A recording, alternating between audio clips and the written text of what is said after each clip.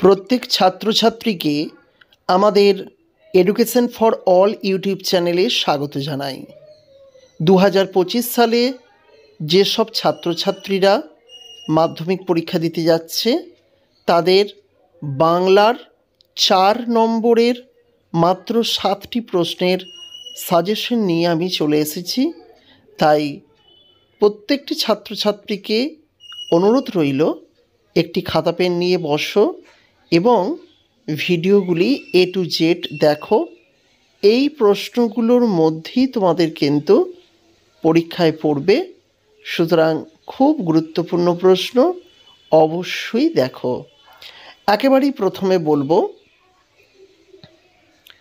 সিরাজদৌল্লা নাট্যাংশে সিরাজদৌল্লা চরিত্রটি আলোচনা করো, অথবা সিরাজদৌল্লা নাট্যাংশ অবলম্বনে সিরাজের চরিত্রটির বিশ্লেষণ করো। চলে আসব 2 নম্বর প্রশ্নে।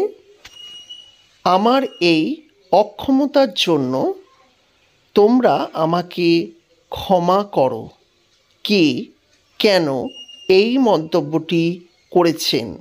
কোন অক্ষমতার কথা ব্যক্ত করেছেন?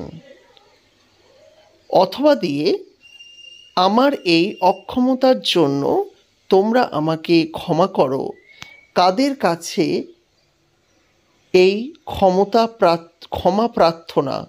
কেন এই ক্ষমা প্রার্থনা? এরপরে চলে আসব 3 নম্বর প্রশ্নে। বাংলা শুধু হিন্দুর নয়, বাংলা শুধু মুসলমানের নয়, মিলিত হিন্দু মুসলমানের মাতৃভূমি গুলবাগ এই বাংলা। কাদের উদ্দেশ্যে এ কথা বলা হয়েছে? উক্তিটির মধ্য দিয়ে বক্তার যে চারিত্রিক বৈশিষ্ট্য প্রকাশ পেয়েছে তা লেখো। এরপর বলতে পারো এই ঘাসটি মানবী না দানবী? কে কাকে এ কথা বলেছে? বক্তার এমন মনে হওয়ার কারণ কি? 5 নম্বর প্রশ্ন, তোমাদের কাছে আমি লজ্জিত।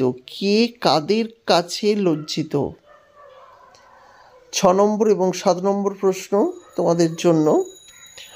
তোমাদের কথা আমার চিরকাল মনে থাকবে। বক্তা কার কথা মনে রাখার কথা বলেছেন? তার কথা বক্তা চিরকাল মনে থাকার কারণ কি? পরের প্রশ্ন এবং ফাইনাল প্রশ্ন, এটি 7 নম্বর প্রশ্ন। জানি না আজ কার রক্ত সে চায়। এখানে কার কথা বলা হয়েছে? উদ্ধৃতিটির তাৎপর্য বুঝিয়ে দাও। আশা করি তোমরা এই প্রশ্নগুলোকে লিখে নিয়েছো। আমরা প্রতিনিয়ত এই ধরনের ভিডিও আকারে ইউটিউবে সাজেশন দিয়ে থাকি, তাই একজন মাধ্যমিকের স্টুডেন্ট হিসেবে অবশ্যই আমাদের চ্যানেলটিকে সাবস্ক্রাইব করতে ভুলবে না।